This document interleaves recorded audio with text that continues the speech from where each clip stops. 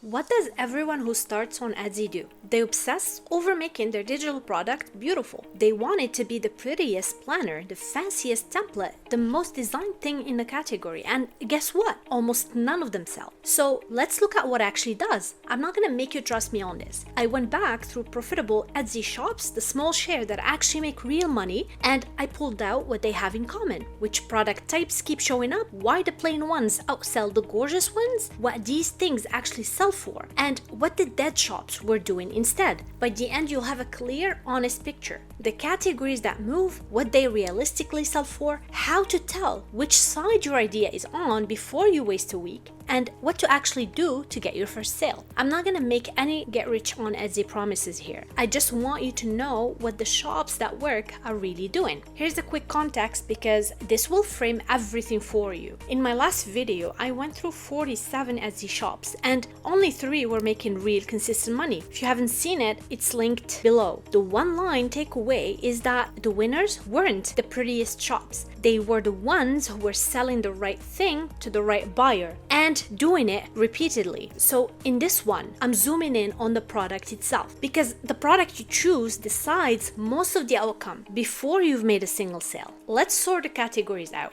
What sells, what flops, what it pays, and what to do next. First, patterns that keep showing up in shops that make money. Notice the theme here: useful and repeatable, not impressive. Category 1 are things that solve a boring and specific problem. Budgeting spreadsheets, meal planners, business templates, resume and cover letter kits, habit and goal trackers. These are not glamorous. They sell because someone has the problem today and they want it solved in 2 minutes. Category 2 are products that are tied to a specific event or moment, like wedding templates, baby shower games, party invitations, holiday printables. The buyer isn't browsing here. They have a day on the calendar and a specific need, which is exactly when people actually pull out a card. Category 3 are things that save professionals real time, like social media template packs for small businesses, Notion systems, digital planners for specific jobs, website templates for Shopify or Wix. These have higher price points because they're buying back hours. And category 4, and this one's underrated because we're talking about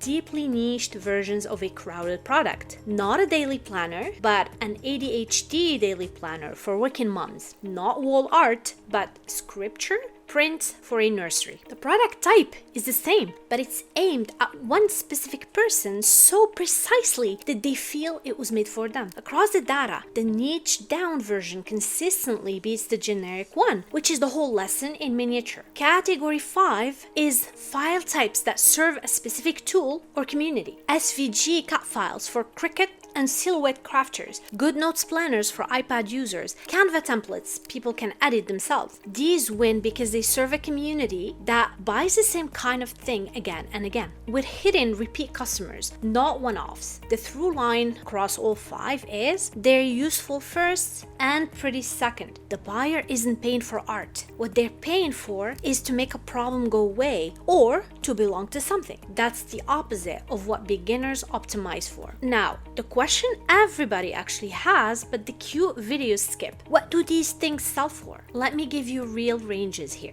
with one honest warning first. Almost every site publishing Etsy numbers is also selling you an Etsy course, a template pack, or a tool. So treat these as ballpark, not gospel. Same rule I always give you: check who's telling you and what they sell. With that caveat, here's where prices actually cluster across multiple 2025 and 2026 seller guides. Printables and simple planners, they tend to sit around $3 to $25. A basic tracker might be $3 to $6. A fuller printable planner closer to $15 to $25. Wall art prints are often low, $2 to $6 for a single, more for a gallery set, which is why sellers push the set. Templates and editable products price higher. Social media and Canva template packs commonly run $15 to $30, especially bundled. Digital planners built for iPad apps like GoodNotes push $10 to $25 because they're harder to make. And website templates sit highest of all because they replace a freelancer who charge you hundreds of dollars. That's high price but lower competition. There's also a small real pricing trick the data backs: charm pricing. Prices like $7 $11.99 or $14.99 reportedly outsell clean round numbers like 5, 10, or 20. It's really just a tiny lever that's repeated across guides. It's worth you knowing about, but not worth obsessing over. It's psychology. Now, the number you should be most careful with: shop level earnings. You'll see claims like shops with a few hundred listings hitting 3,000 to 8,000 a month, or one seller's Instagram template shop reportedly hitting 6,000 a month by month 3. Could be real, but these come from sites selling you the dream. They're individual cases, and they never lead with the shops that made nothing. File them exactly where we filed the big YouTube numbers. Possible, not typical, and not a promise. Now, back to sorting. Let's look at the products that look like winners but almost never are. This is where beginners pour their time. The over-designed general purpose product. A gorgeous planner that's beautiful and for nobody in particular. Stunning wall art in a category with 100,000 near identical listings. Problem isn't quality, it's that pretty and generic, has infinite competition and no specific buyer. The thing you'd want versus the thing someone will pay for. A lot of dead shops sell what the creator thought was cool, not what someone is actively searching to buy. Profitable shops start from demand, what people type into the search bar, and they work backward. What dead shops do, they start from, wouldn't this be neat? And end up hoping.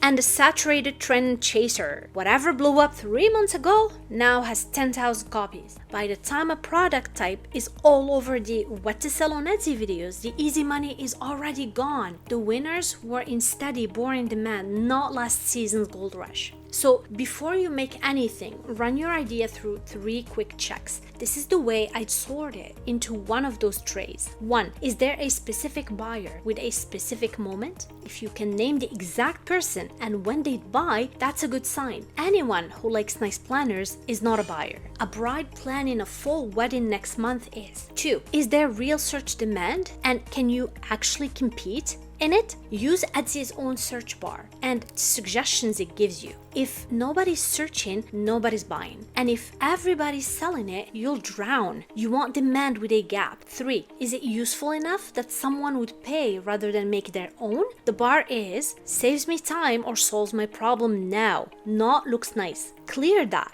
and you're on the profitable side.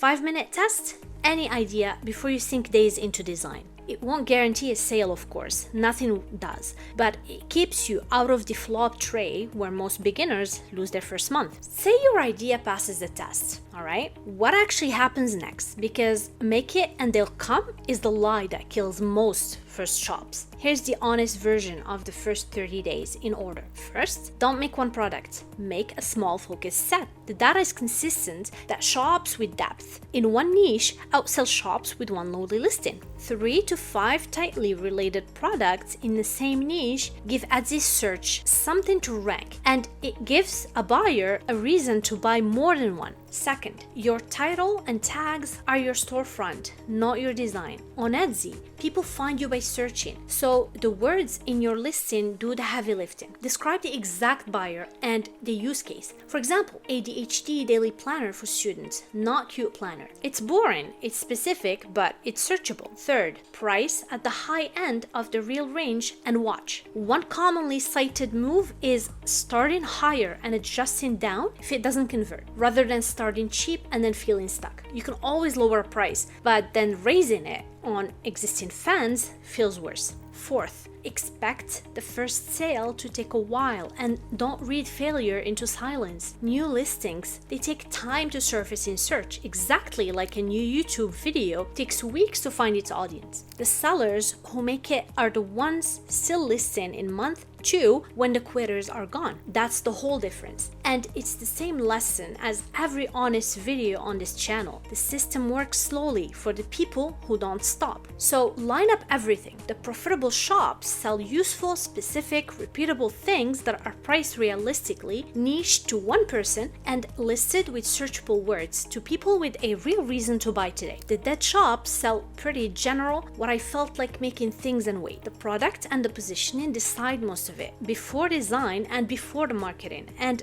The honest part, same as always, choosing the right product doesn't make Etsy easy or passive. It makes it possible. You still list well, show up in search, and keep going past where most people quit. That you stop losing weeks on products that were never going to sell. And that's the difference between the 3 shops that worked and the 44 that didn't. If you want the actual tools and templates I'd use to build one of these the fast way, the ones worth it and the ones to skip, that's the next video. And I go deeper with people building alongside me in the community. The link is below if that's for you. Pick the product first, make it useful, price it like you mean it, and don't quit in month 1. See you in the next one.